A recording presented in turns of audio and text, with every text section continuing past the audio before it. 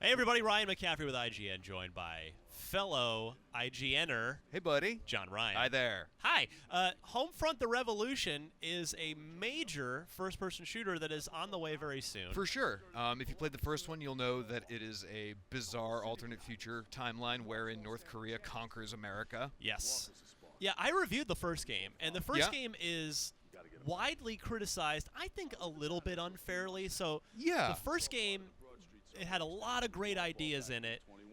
Single-player game was... It was wanting. It had really great That's ideas. a generous way to and put it. I'd say I disagree. I think the first game, it was really short. Right, it was But- 3 hours long. But I what finished was it in there, one sitting. I really enjoyed. Yes, I agree with you completely. And I feel like, so what we're looking at here is one of the very early story missions in the game. You've basically just been recruited by the Resistance. You're talking to this guy, Parrish, who's sort of the interim leader because the main guy who's running the show can't be found. And they're basically like, we're bringing you on board, we're going to give you guns and stuff, and you're going to go help take back America. Yeah. And so it's very much a continuation of the first game in spirit, not necessarily a direct sequel. Yeah, totally different developer. Unfortunately, the original developer has Yeah. since closed down. Different publisher now. This game's been through hell, man. And back. Yeah. Honestly, I mean, I sat down with it for about 90 minutes to 2 hours the other day, and I had a lot of fun with it, I gotta say, and to know the journey that they've been on to get from A to B to now C, Yeah. it is, I mean, there's good parts, there's parts that I'm intrigued to find more about, but it's really great to see that they've finally kind of come back. They're Rocky getting up off the mat, Exactly. Cut me, Mick. Yeah. First of all, CryEngine. It looks super nice. Yeah. Oh yeah. So It's this beautiful. is I really love the we're lighting playing. effects. You're playing the PC version here. Yeah, and we're you'll watching notice- a recording of you playing probably badly. I have to guess. You'll watch. We'll get into a firefight in a few minutes, and I'm not terrible, but it's very clear that I'm used to playing on a gamepad or a controller. So this is set in Philadelphia. Yeah, I actually just want to point out real quick, one of the things that I really like about this game is the quick swapping of weapons. So what I just did That's totally. was- That's totally. What the heck was that game? Crisis. Did that with the weapon mod So yeah, thing. you've got conversion kits. So I just picked up a regular 9mm pistol and also picked up an SMG conversion kit. So I swap out the barrel and some of the mags, and Yeah. now I've got a fully automatic sidearm.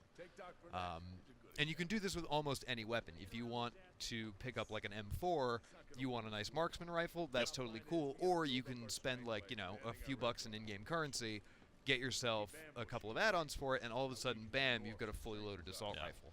Now, in this generation, this generation so far, John Ryan, has been, to me, as an old. I know the kids are ready to put me out to pasture. I'm old. I'm 35. We're gonna old yeller you. Right. Out in the So, backyard.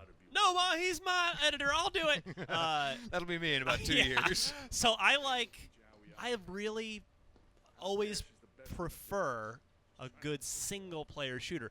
It can be a great multiplayer game. I still love Halo to death. Oh, for sure. And lots of stuff, but first-person shooters that have great single players, especially this generation, have been really hard to come by. Yeah, and I think that, obviously And that's I've what this only is built played- around. Yeah, I've only played a small portion of this game, and when I asked, I was told that it would be probably at least 30 hours. What? Right? Really? Well, so you'll see outta you'll here. see in a little bit once we get out into the open world. And that's the thing is, what I didn't really realize when I played the beta a couple of months ago is that this very much is an open world game. Which hopefully, once we see final builds, will actually, pay off for us in a good way. Yeah. Because I like the idea of it. Basically, it's sort of it's similar to what you've seen in other games, like Assassin's Creed or Far Cry, where it's you've got to go find spots that are controlled by the enemy. So you've got green zones, which are pretty much not neutral, but you can move around pretty freely. Yeah. You've got yellow zones where a bunch of guards are on alert, but you can sneak around if you want. And then there's red zones, which are the front lines of the resistance fighting back against the NKA army. And so you essentially have to go around to all those different areas, and depending on how severely occupied they are, you've got to complete various objectives like hacking into a radio broadcast so that you can send out anti-NK propaganda. Yeah. Or taking over key structural points so that you can provide infrastructure to the population that's still there. And basically, what are you doing? Get out of I this. gotta. Come on. Get back to the game, John I'm Ryan. working on it. I'm sorry. All right. Jeez. I gotta put in my heretical right, PC controls. My goodness. So you've got to go around and complete these objectives, and once you complete these objectives, you'll be able to basically incite a full-scale revolution from all of the population.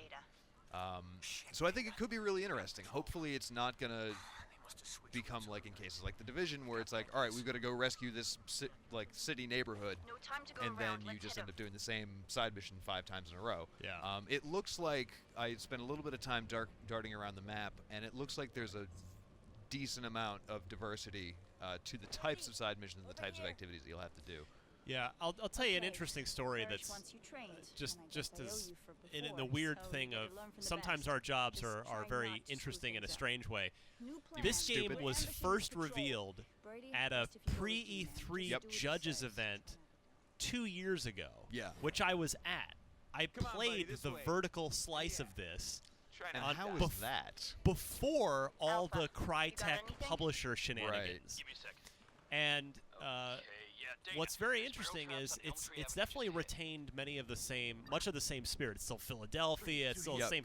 But the slice I played, what I remember most about it was stunning. It was probably the most impressive I've ever seen the CryEngine. In particular. Oh, this is great. I'm sorry. I hate to cut you off. I do want to point out this one section here. This is a function that they've added in. Obviously, they've added almost everything in the game in since the last one. But this is really cool. So, like around the city in certain locations, you'll find spots like this that are designed. This is going to be good. To boop, dump explosives.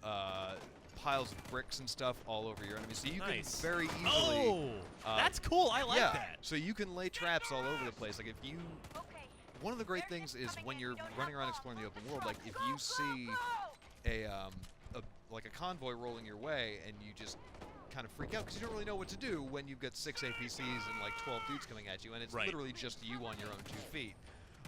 You can either try and find a different way around and risk running into them again, or you can backtrack and try and find one of those ambush points. Yeah. Which makes Molotovs. Really never go wrong there. Never.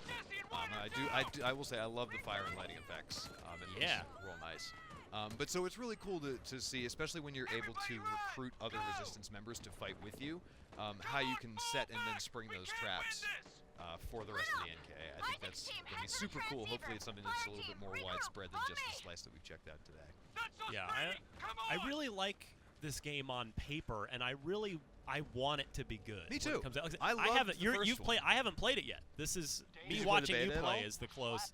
I didn't have time. Oh, bummer. Plus, yeah, the beta was the co-op multiplayer thing, but which is the campaign, I believe, right? No. So that is thank you for correcting me. That is a different mode. That is, I believe it's called either Resistance mode or I forget what the name of it was. But it's co-op based, right? It's co-op based. It's similar to the open world-ish story missions. Yeah.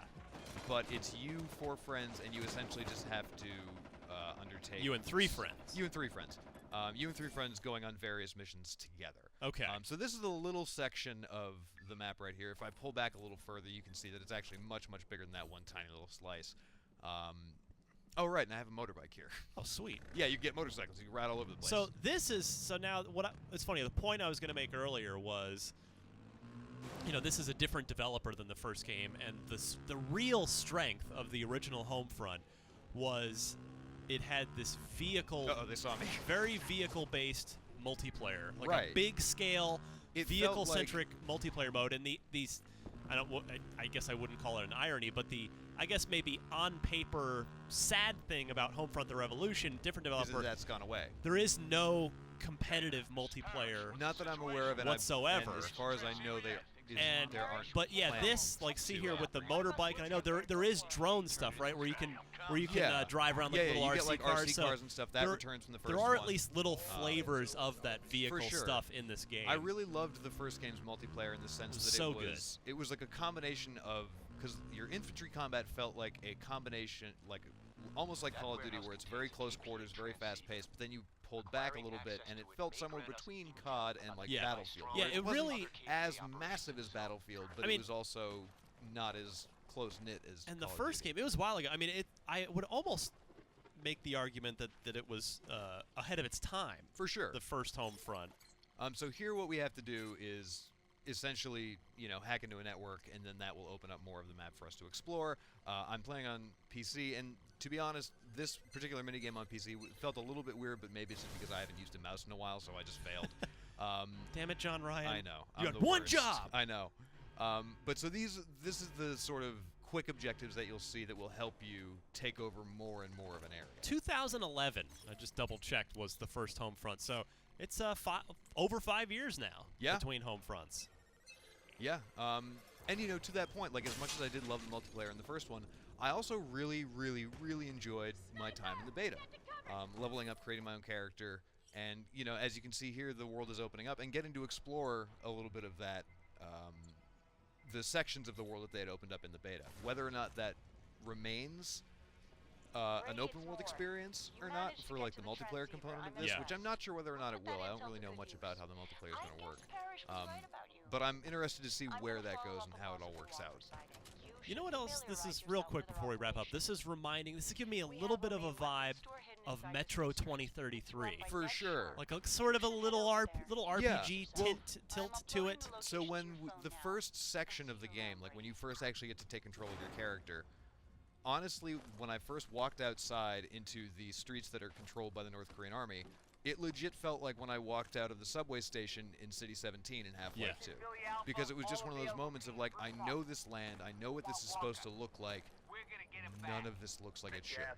And not in the sense of like the design team goofed, but in the sense that they did such a good job where it's just immediately off-putting and very, very, very, like, almost jarring to be inside. Right.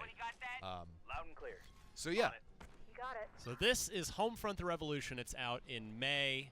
Like I said, I really want this to be good. I'm looking forward to digging into it. For sure. There are a number of really good games out in May, and this is hopefully going to be one of those very good games. Yeah, hopefully they're all going to be very good games. Fingers crossed. But yeah, got my fingers crossed for this one. Yeah, I'll be looking forward to this one for sure.